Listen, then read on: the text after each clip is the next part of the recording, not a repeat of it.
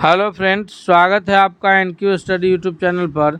सक्षमता परीक्षा के दूसरे चरण से संबंधित यह अगला हम लोग मॉक टेस्ट सीरीज लाए हैं। क्योंकि अब परीक्षा में बहुत कम दिन बचे हैं, 23 अगस्त से परीक्षा होने हैं। आइए हम लोग एक एक महत्वपूर्ण प्रश्न देखते हैं जो पिछला सक्षमता पर आधारित है।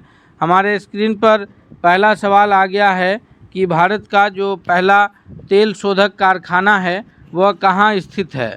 भारत में जो कई सारे तेल शोधक कारखानाएं हैं, बिहार में भी अपने एक तेल शोधक कारखाना है जो बेगूसराय जिला के बरौनी में स्थित है। लेकिन यहाँ चूँकि पूछा जा रहा है कि यह प्रथम तेल शोधक कारखाना कहाँ स्थित है, तो इस प्रश्न का जो सबसे सही उत्तर होगा दोस्तों, यह ऑप्शन नंबर सी के रूप में जाना जाएगा कि भारत का प्रथम जो तेल शोधक कारखाना है यह डिगबोई में स्थित है। नेक्स्ट प्रश्न है कि प्राकृतिक संसाधनों के संरक्षण के हेतु 1968 में कौन सा कन्वेंशन हुआ था। तो प्राकृतिक संसाधन के संरक्षण के लिए 1968 में अफ्रीका में एक कन्वेंशन हुआ था, इसलिए उसे अफ्रीकी कन्वेंशन के नाम से जानते हैं। ऑप्शन नंबर ए इस दूसरा नंबर प्रश्न के लिए सबसे सही जवाब हो जाएगा। अगला है कि एल्युमिनियम बनाने के लिए किस खनिज की आवश्यकता होती है, या इस प्रश्न को ऐसे कहिए कि हमें एल्युमिनियम धातु जो है उसकी प्राप्ति हमें किस खनिज से होती है।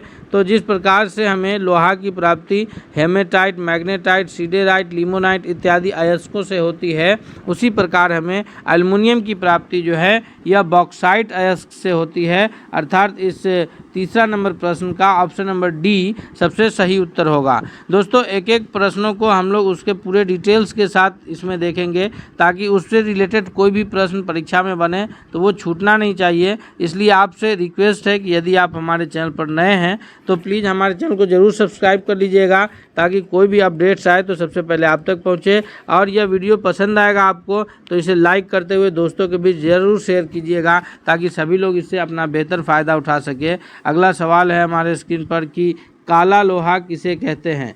ये जो ये है, इसमें ऑप्शंस दिए हैं कि हेमेटाइट है, मैग्नेटाइट है, लाइमोनाइट है और सीडेराइट है।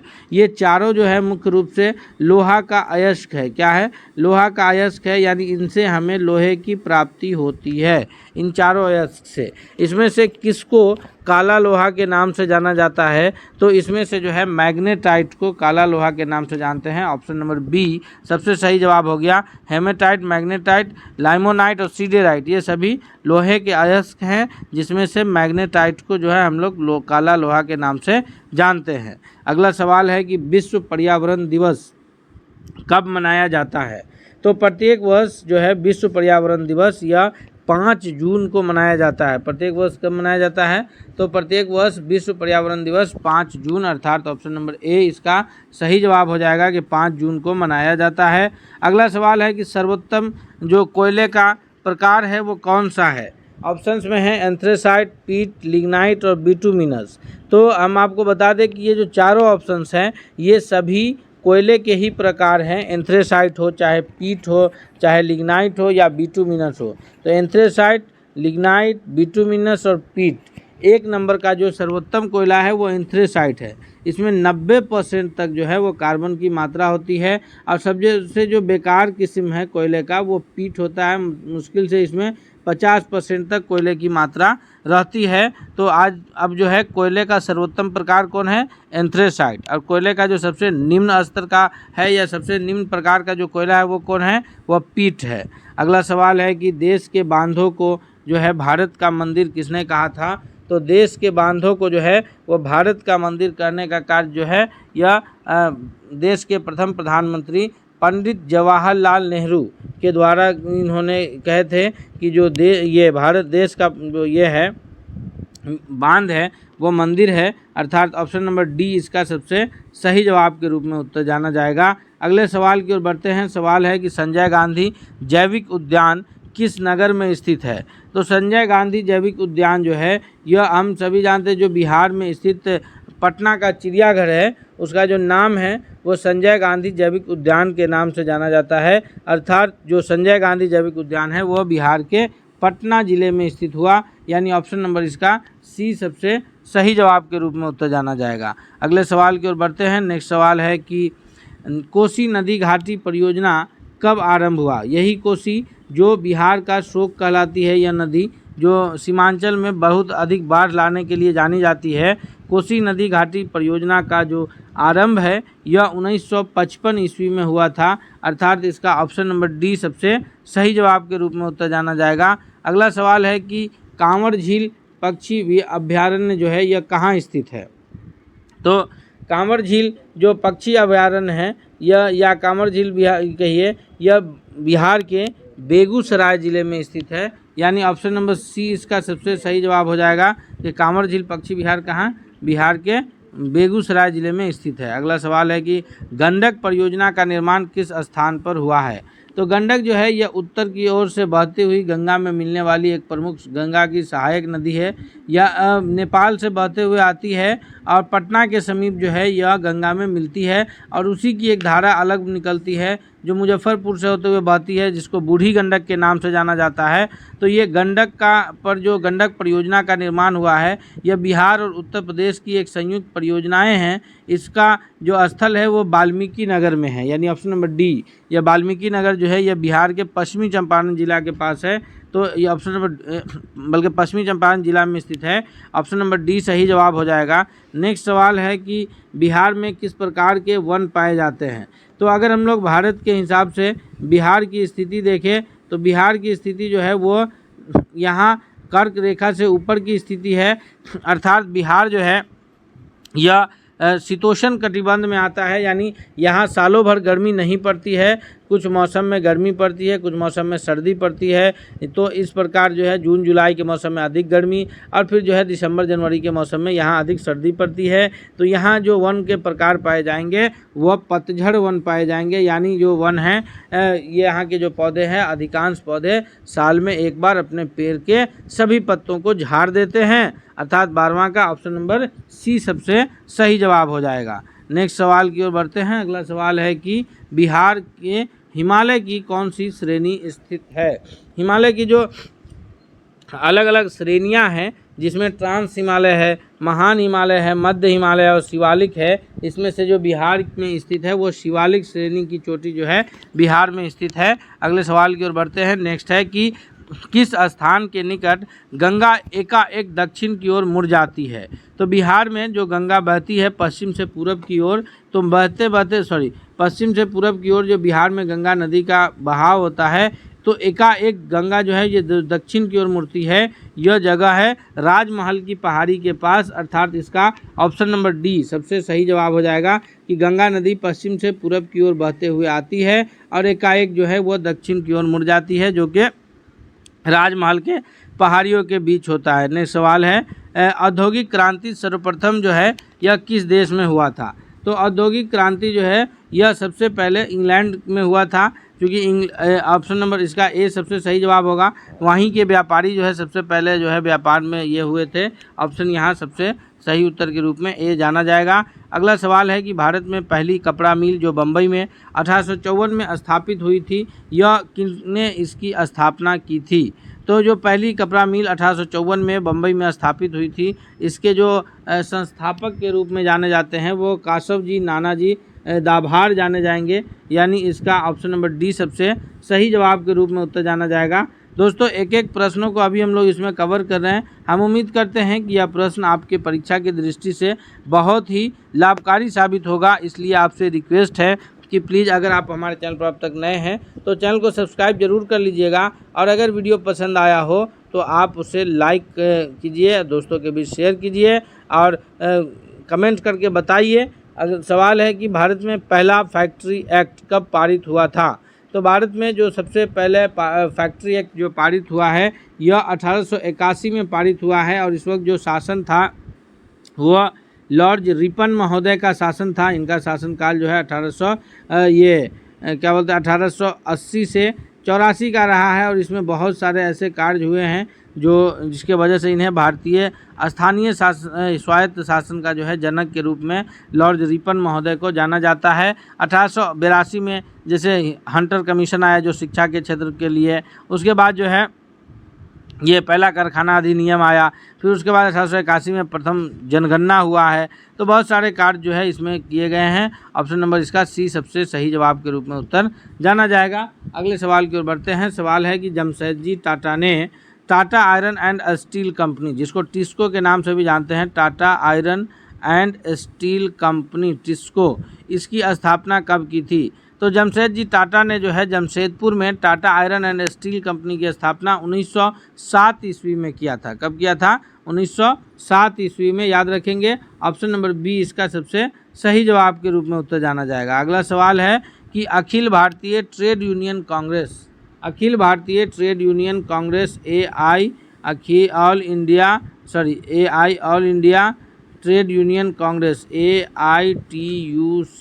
AITUC शॉर्ट नाम है इसका, all India trade union Congress, इसकी जो स्थापना हुई है यह 1920 में हुई है और इसके जो प्रथम अध्यक्ष के रूप में जाने जाते हैं वो AITUC के वो लाला लाजपत राय हैं। ऑप्शन नंबर डी इसका सबसे सही जवाब है। अगले सवाल की ओर बढ़ते हैं। सवाल है कि पहला वाष्प इंजन किसने बनाया था? पहला यानी वाष्प इंजन का जो आविष्कार करने वाले हैं वो कौन है?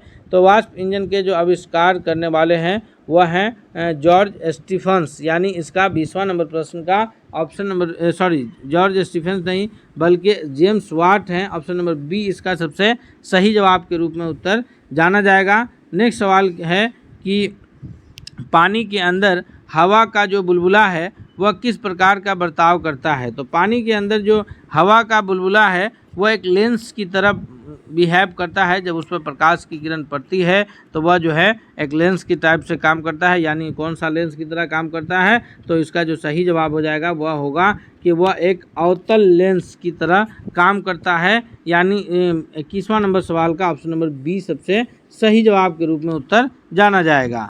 अगला सवाल है कि किस वैज्ञानिक का जन्म दिवस जो है वह राष्ट्रीय विज्ञान दिवस के रूप में मनाया जाता है? तो ये सभी हमारे जो प्रमुख वैज्ञानिक है, रामानुजन है, प्रोफेसर एस चंद्रशेखर है, सीवी रमन है, या फिर डॉक्टर एच.जे. भाभा यानी होमो जहांगीर भाभा जो है, ये इनमें से किनका जो ये है जन्म दिवस है वो राष्ट्रीय विज्ञान दिवस के रूप में मनाते हैं हम लोग? तो इसमें सही उत्तर के रूप में ऑप्शन सी के डॉक्टर सीवी रमन साहब का जो जन्म दिवस है वो विज्ञान दिवस के रूप में मनाते हैं।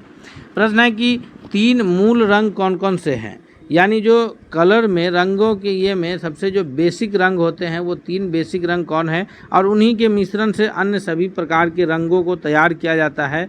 तो जो 3 मूल रंग के नाम हैं इसका जो सही उत्तर हो जाएगा वो होगा नीला यानी ब्लू, ग्रीन और फिर लाल। ब्लू, ग्रीन और लाल ये 3 मुख्य रंग है, नीला, हरा और लाल। ऑप्शन नंबर बी इसका सबसे सही जवाब होगा और इन्हीं तीनों रंगों के मिश्रण को मिश्रित करके हम लोग अन्य प्रकार के जितने भी रंग है उसको तैयार करते हैं।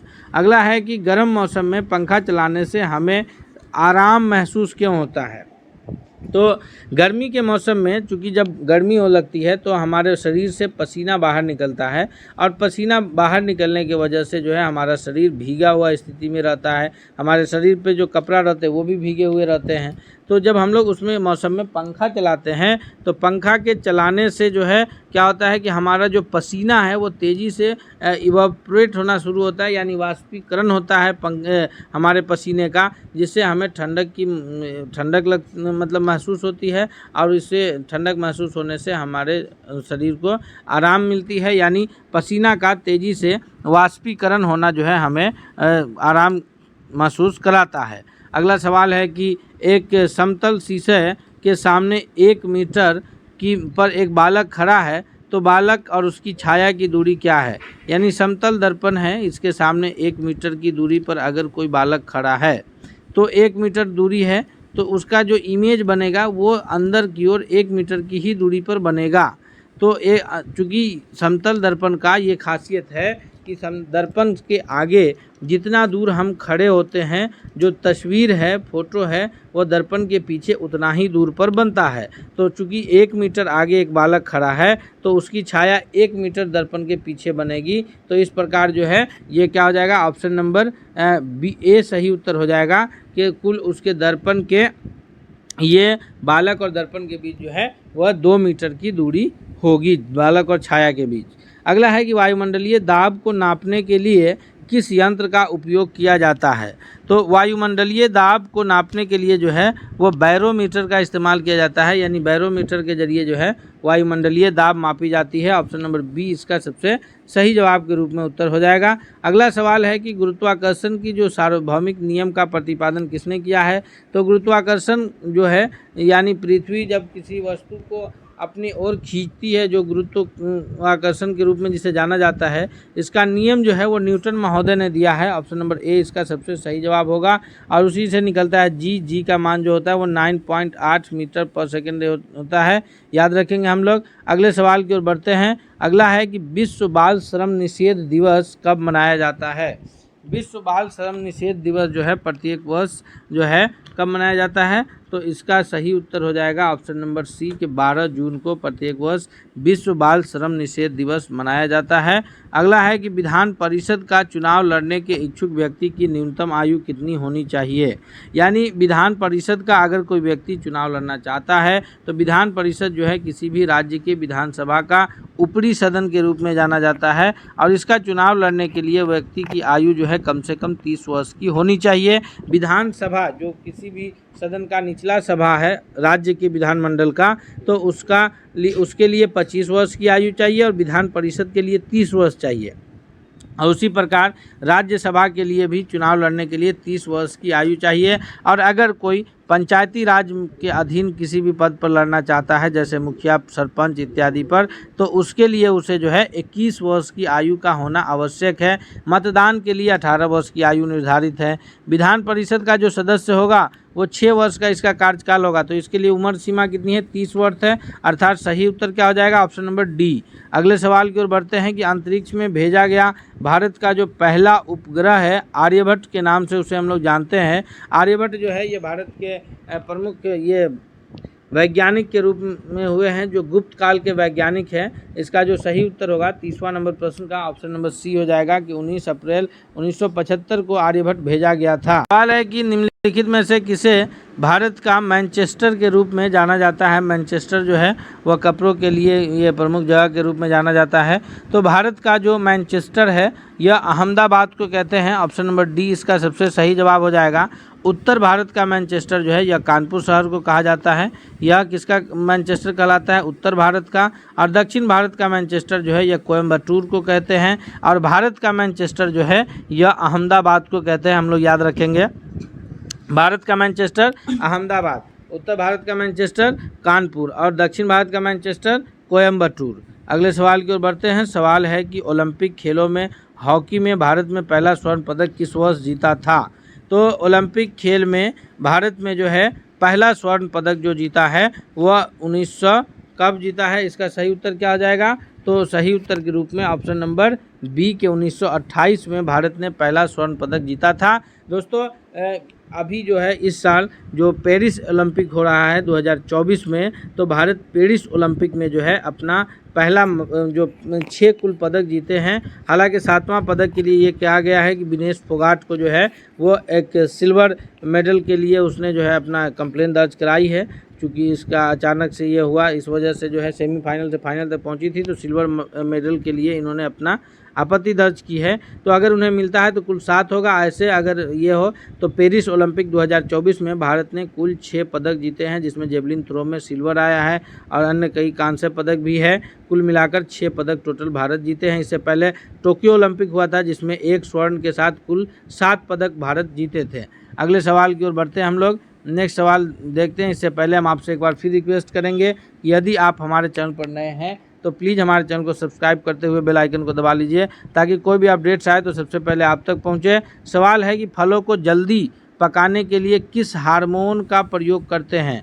तो फलों को जल्दी से पकाने के लिए जो है वो एथिलीन का प्रयोग किया जाता है। ऑप्शन नंबर डी इसका सबसे सही जवाब के रूप में उत्तर जाना जाएगा। अगला सवाल है कि लोकसभा के अध्यक्ष के मत को क्या कहा जाता है? तो लोकसभा के जो चुने हुए सदस्य होते हैं उसमें से सरकार को बातों को सुचारू ढंग से चलाने के लिए एक लोकसभा के अध्यक्ष का चुनाव होता है। और अगर किसी भी ये पर अगर कोई विधेयक पर मामला टाई की स्थिति में आती है, यानी कि सत्ता पक्ष और विपक्ष दोनों का जब मत होता है उस पर और मत बराबर हो जाता है, तो वैसे सिचुएशन में जो है लोकसभा के अध्यक्ष अपना मत देते हैं और उनके मत को जो है निर्णायक मत के नाम से जाना जाता है। ऑप्शन नंबर ए इसका सबसे सही जवाब होगा। अगला है कि संयुक्त राष्ट्र सुरक्षा परिषद के अस्थायी सदस्य कौन कौन से हैं। तो संयुक्त राष्ट्र सुरक्षा परिषद के 5 जो देश हैं वो अस्थाई सदस्य के रूप में जाने जाते हैं, बाकी अन्य देश जो है वो अस्थाई सदस्य हैं।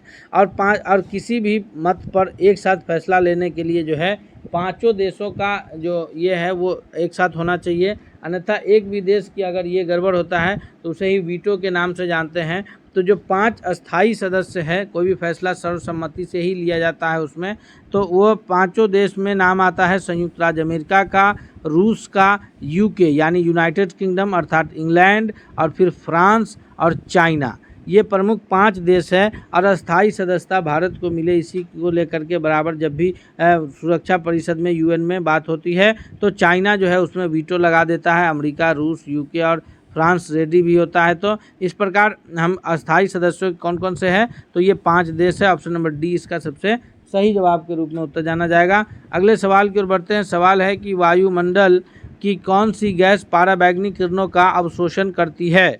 तो यह ओजोन गैस जो है पराबैंगनी किरणों का अवशोषण करती है। ऑप्शन नंबर ए इसका सही जवाब हम लोग सभी जानते हैं।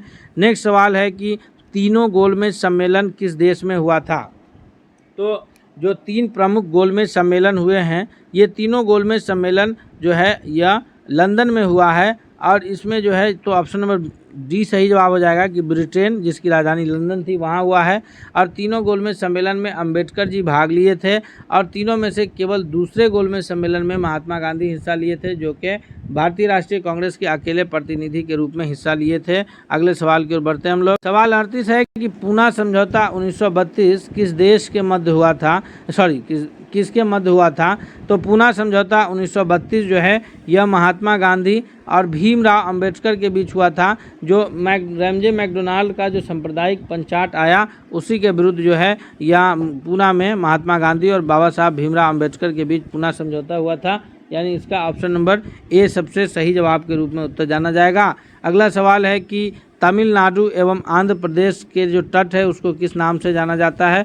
तो दक्षिण भारत की जब स्थिति देखेंगे तो यह टी से तमिलनाडु और इधर ये ए आंध्र प्रदेश राज्य की स्थिति है। तो इसका जो यह किनारा है इसको किस तट के नाम से जानते हैं। इस किनारा को जो बंगाल की खाड़ी के साइड का किनारा पड़ता है, इसको जो हम लोग जानते हैं 39वां नंबर प्रश्न का जो सही उत्तर होगा वो ऑप्शन नंबर ए के कोरोमंडल तट के नाम से जानते हैं। कोरोमंडल तट, कोंकण तट जो है और मालाबार तट में यह कोरोमंडल तट के नाम से जाना जाता है। सवाल है कि झूम क्या है। तो झूम जो है यह मुख्य रूप से एक प्रकार की खेती है, खेती का एक प्रकार है जिसको झूम खेती के नाम से जानते हैं। अलग अलग जगहों पर इसे अलग अलग नाम से जाना जाता है। जैसे इसी खेती को जो है मलेशिया में लदांग के नाम से जानते हैं। तो यह झूम जो है एक प्रकार से खेती का प्रकार है। और दोस्तों इस प्रकार हम लोग अभी इस सेट में जो है 40 महत्वपूर्ण प्रश्नों को कवर किए हैं, जो कि आने वाले परीक्षा की दृष्टि से बहुत लाभकारी होगा। इसलिए आपसे रिक्वेस्ट है कि अगर आप हमारे चैनल पर नए हैं तो प्लीज़ चलते चलते आप चैनल को जरूर सब्सक्राइब कर लीजिएगा। वीडियो पसंद आया हो तो बिना लाइक किए हुए वीडियो को नहीं जाइएगा। मिलते हैं हम लोग अगले सेट के साथ, तब तक के लिए बहुत बहुत धन्यवाद।